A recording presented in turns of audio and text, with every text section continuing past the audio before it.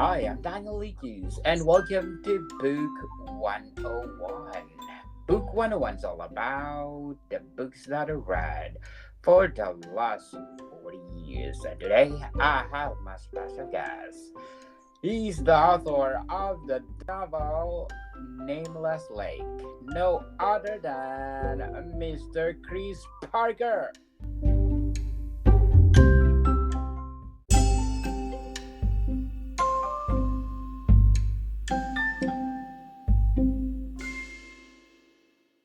Hello, and nice to meet you. Thank you for having me on.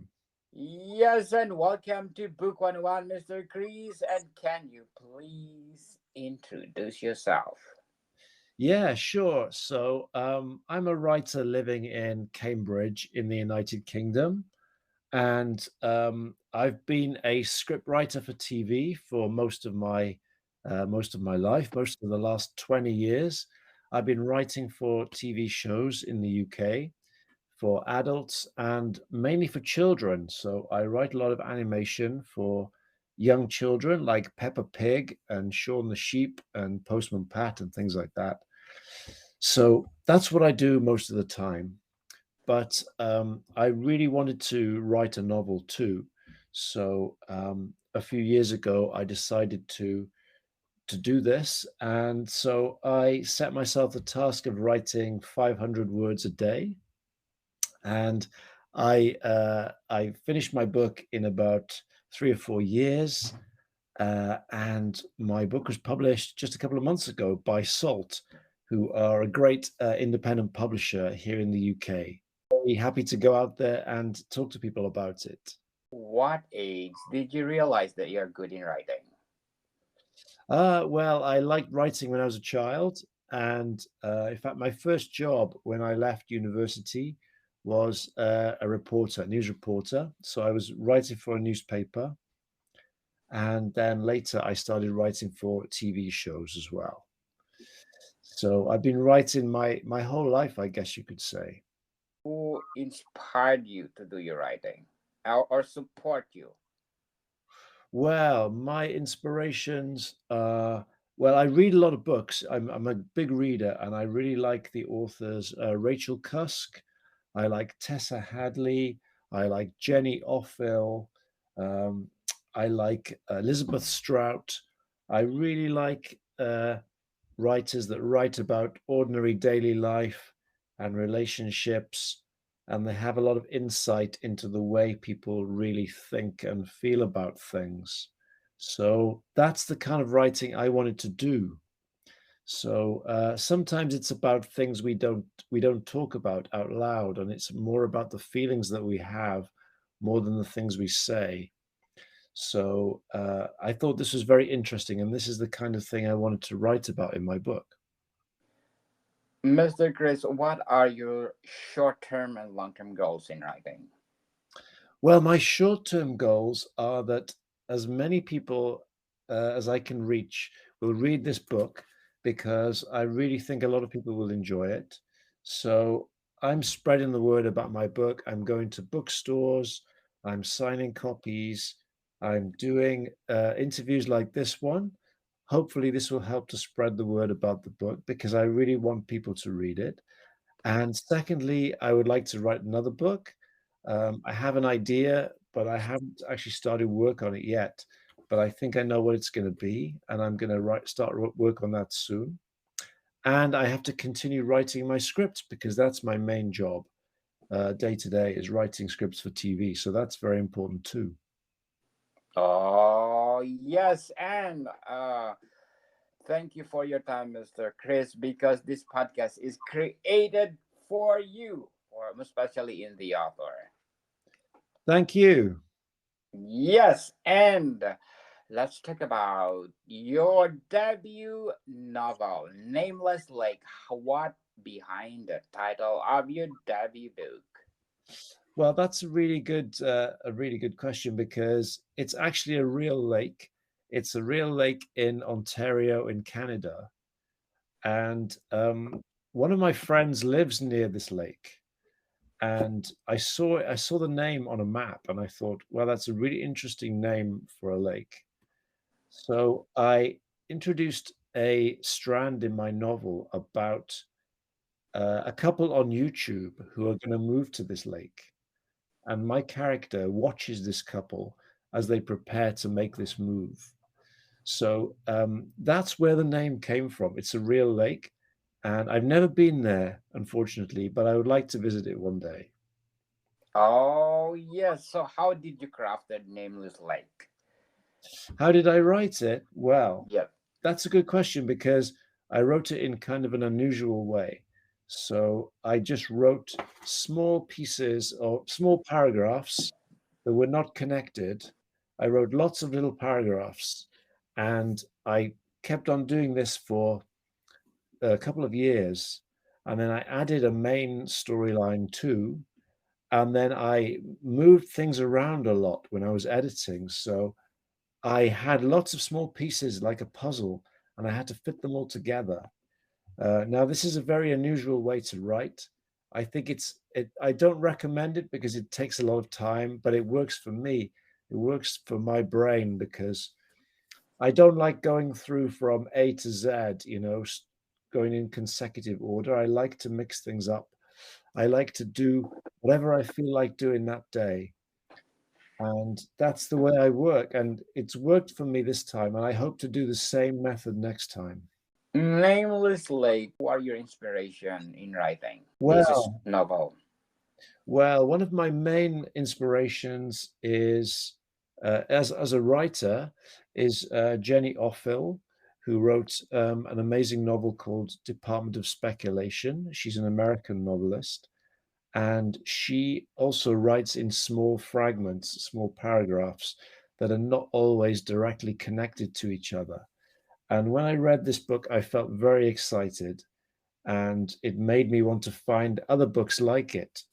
So I read a lot of books. I probably read one book a week, and everything I read gives me some kind of inspiration. But I'm also inspired by people around me in my real life, by my memories, by my feelings about when I was a child and growing up. And the time and place where I grew up is very important to me. And I wanted to give the feel of these things in my book. Oh, interesting, Mr. Chris. So, Nameless Lake.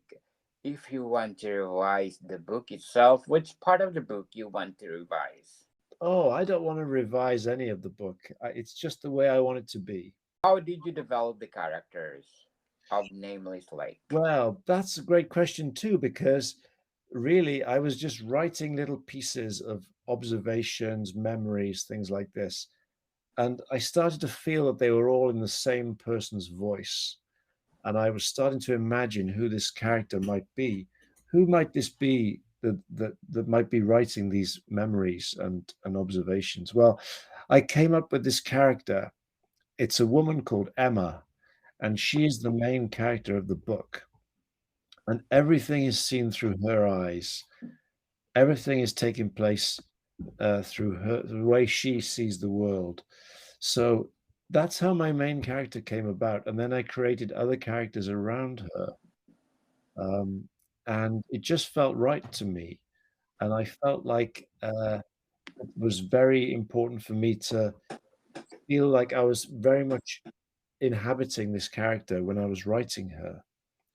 So that's how I wrote, and it kind of felt very natural.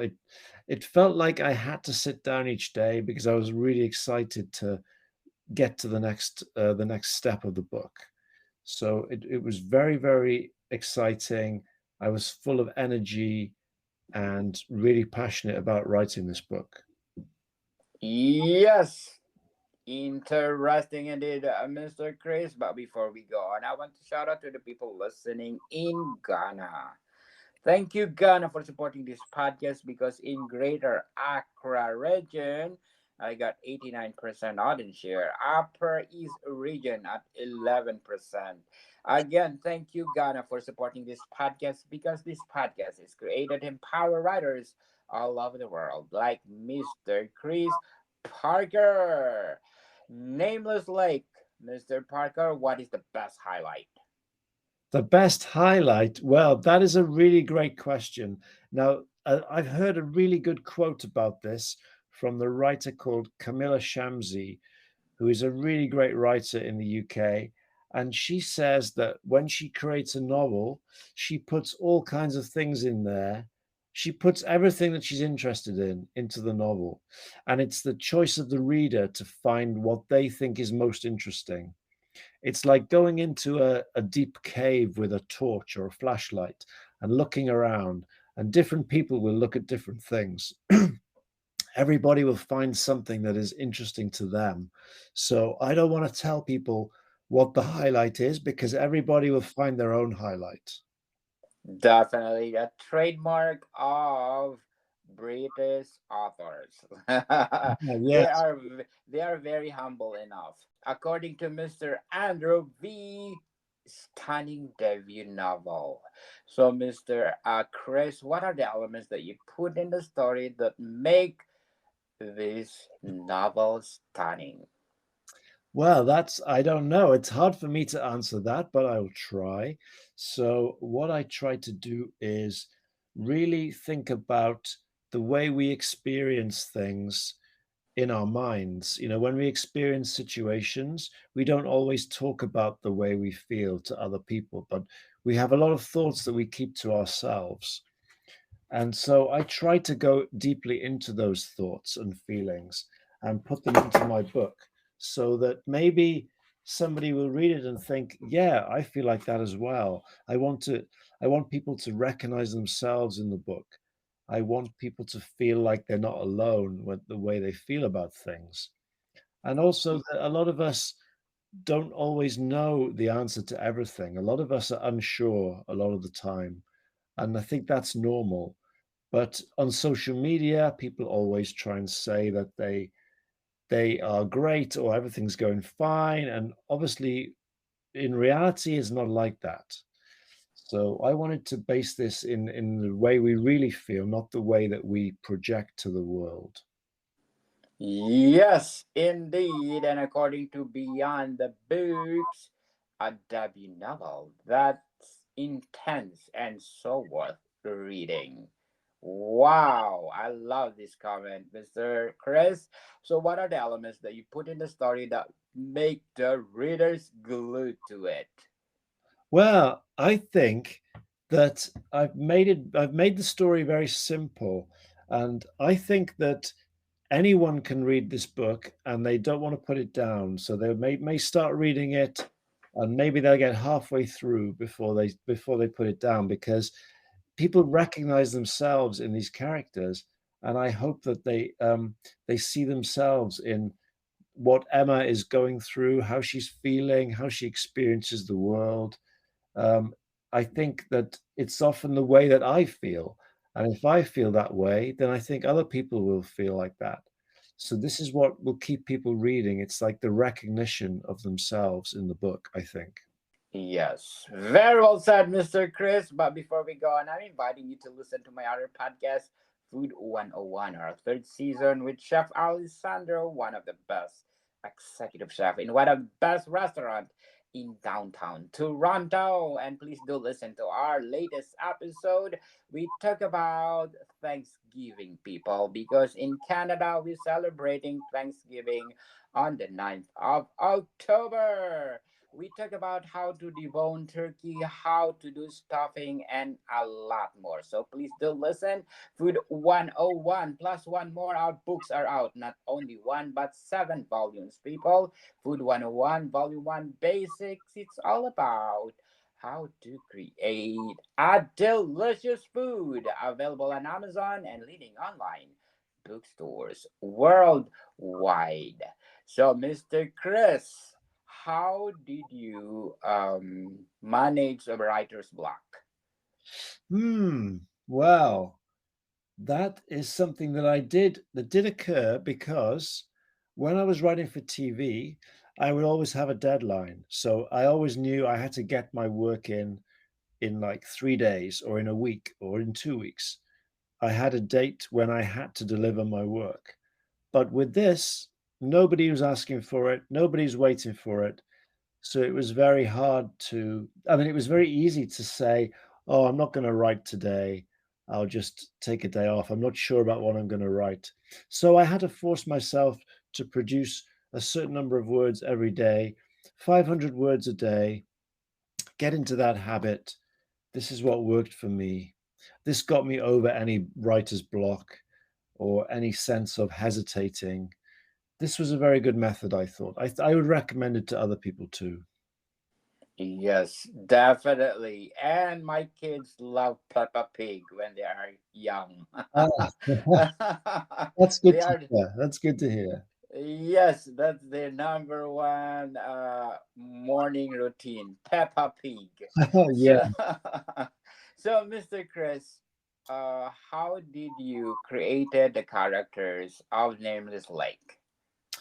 Well, the characters really came from um, parts of people around me. You know, it's you have to be very careful when you take real life people around you and you take some elements of their character. But I take a little bit here, a little bit there. I think all writers do this. You know, they build a character from their own experience of the people around them. But I try to do it in a very sensitive way. I don't want anybody to feel upset. So far, nobody has recognized themselves in the book, which is a good thing. So, yeah, it's observation and it's just, oh, some of it is just invention, you know, that's part of what we do as writers. So, Mr. Chris, how did you balance the heroes and the villain of Nameless Lake? Ah, well, I was very keen to not put the villain at the center of the book. Although the villain is very important, I didn't want to get into his head. I didn't want to see everything from his perspective. You know, I don't like movies and TV shows where we're talking about a serial killer and we're inside the killer's mind, like some things that have been on Netflix, for example. So I didn't want to do that. So I thought I'm going to write about this situation that I don't want to give away. I'm going to write about it from the outside. So that's why the character of Emma, I thought she was a very good position to have in the book. So she's seeing something that's happening in another family, in her friend's family, but she's kind of removed from it at the same time. So I thought this was a way of dealing with something, you know, a serious issue, but I didn't want to have uh, to be inside the mind of the villain because I don't like those kind of stories. So, Mr. Chris, what is the most challenging part of your writing in writing Nameless Lake? Oh, that's a good question too. Most challenging part. Wow, I think really it's making sure that everything I write uh, can be understood by the reader. And when I say understood, I mean not just understanding the words, but you know, when I write something, I want to create some kind of emotional reaction in the reader. And I hope that it's doing that because I don't know, because we all feel things differently. So I hope that people can understand my work on an emotional level, not just understanding the words, but understanding the feeling behind them. For me, that's probably the most important thing. Yes, very well said, Mr. Chris. And listen notes, thank you for my latest score of 26 and belong to 10% popular show globally. Are you a traditional publishing or self-publish? I'm traditionally published. So my publisher is called Salt, and they've been going for 25 years in the UK, and they've published a lot of poetry collections and a lot of novels. And they've had some very successful titles. And so I was very delighted to be published by Salt. They're a great company and they've treated me very well and they've really supported the book. Couldn't be happier. What are your pros and cons of traditional publishing? Well, I guess one of the cons is that it's hard to get published, as everybody knows. It's very competitive, but I think it's getting better. I think it's opening up to older people, to people of diverse backgrounds and ethnicities, and it's publishing more women who are generally traditionally underrepresented in publishing. So I think there's a real desire in publishing to be more representative, to have more diverse lists of writers. I'm an older writer. I'm 53 years old, and this is my first book. Now, I think a few years ago, maybe it would have been harder to be published because they thought that, writers have to be a bit younger. I think that was the attitude people had. So I think things are getting better. That's my feeling. Definitely. So, Mr. Chris, can you speak about the importance of representation and diversity in literature? Well, yeah, I mean, this is a really important subject for publishers and for writers too, because, I think everybody has a responsibility to try and represent the world around them, the world that we live in, which is very diverse. It has people of all backgrounds and all kinds of religions and beliefs. And I think it's good to try and represent that in a faithful way, in a respectful way. So, I think it's something that we all need to think about when we're writing. Um, and it also means that, publishers must also look around to look for groups that are not represented at the moment. For example, disabled writers. We need to hear more of their voices in the UK. Definitely. So, how do you feel about the audiobook trend, and have you considered adapting your books into audiobooks? I've never thought about that, but I think it would be a really great thing to do. I enjoy audiobooks myself. I listen to them when I'm driving, for example. It's a good way of enjoying a story with your whole family at the same time. Yes, I think, definitely. yeah, yeah, it's a good way to experience literature, with other people. Are there any genre or themes you have not tackled yet, but are interested in exploring? Any topics you mean? Yes. Yeah, yeah. I mean, there are lots of kind of things that I'd like to write, but I think writers can't write everything. They don't have the ability to write every kind of genre, every kind of topic. I think you have to know your strengths and know your weaknesses and understand what you're good at as a writer. It took me years to find that out. Uh, Oh. so I think that's one of part of the journey of writing is to find out what you're good at and focus on that. And if you can't do something, then don't do it. Yes. So, do you have any routines or rituals that help you to get into the writing zone? Well, I drank a lot of coffee doing this, writing this, because usually I started work in the middle of the afternoon, like an Mm. hour before I had to collect my kids from school. So maybe I'd been doing lots of work. I was getting pretty tired by then. So I would drink lots of cups of coffee and get all wired up and then start writing. And it would make me write faster. Yeah, they said I read that coffee make you smarter. There's I an don't know if it element. makes you smarter, but it makes you faster, I think. Yeah. Okay, that'd be awesome. So, how has social media impacted your relationship with the readers and the promotion of your books? Well, I think it's really super important especially for writers with smaller publishers like mine who don't have a massive marketing budget. We have to do a lot of work to promote our novels. We have to really make sure we exploit every opportunity. So, social media is great. I can get in touch with a lot of people, not just my friends, but other writers who don't know me. I know a lot of them online, on Twitter or X. I know a lot of them, people that I've never actually met in real life, but we feel like we can connect, and I can message them. I can give a shout out to someone's book that I've enjoyed, and they can do the same for me. So social media is really, really important, and it makes for a more diverse range of books that are available that you can find out about. I think that, there's the books being published today are way more interesting than they were 30 years ago, pre-social media.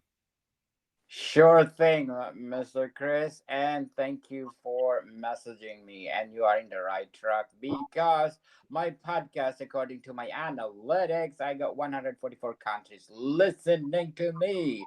Yeah. And what do you hope readers take away from your work? Well, I just really want them to feel like some sense of recognition, or that, somebody else feels the way they do. I want them to feel less alone or less lonely. I want them to feel like they've been seen and heard by somebody because someone also understands the way they're thinking. I want people to recognize themselves in the book. That's what I want when I read a book. Those are the things I require when I'm reading a book. So I really wanted to do the same. What I really wanted to do was write a book that I wanted to read myself, you know? Yes, certainly, people. Can you please invite our listeners to buy Nameless Lake? Yes, I would love you to buy my book. It's available on Amazon. It's also available directly from the publisher, which is called Salt Publishing. Just Google that and you'll find their website. Also, please buy my book from your local independent bookstore. It's very important to support our independent bookstores. They do a lot for writers and for readers.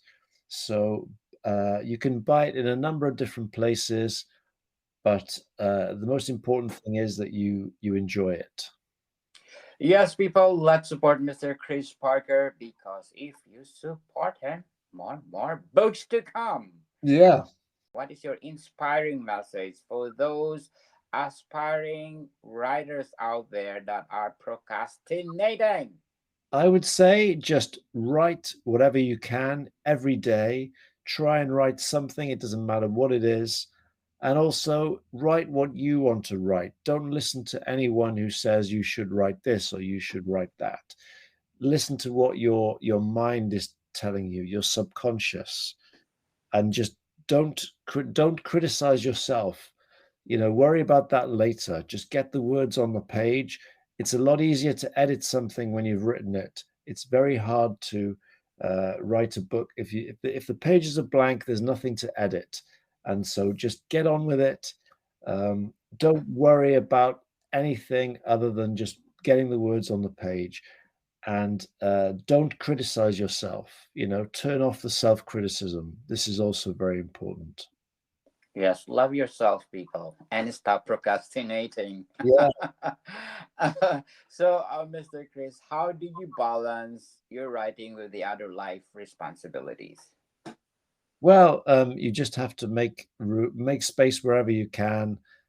I can make good use of 1 hour. If I have an hour spare, I know I can get some work done in that hour because um, I just make sure that I have something to show for that hour, because an hour is precious when I have so many other things to do.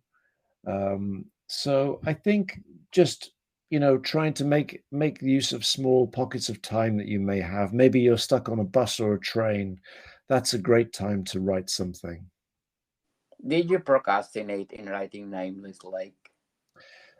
No, by the time I got to write this book, I was over procrastination. I got beyond that, and I was able to use any time that I had.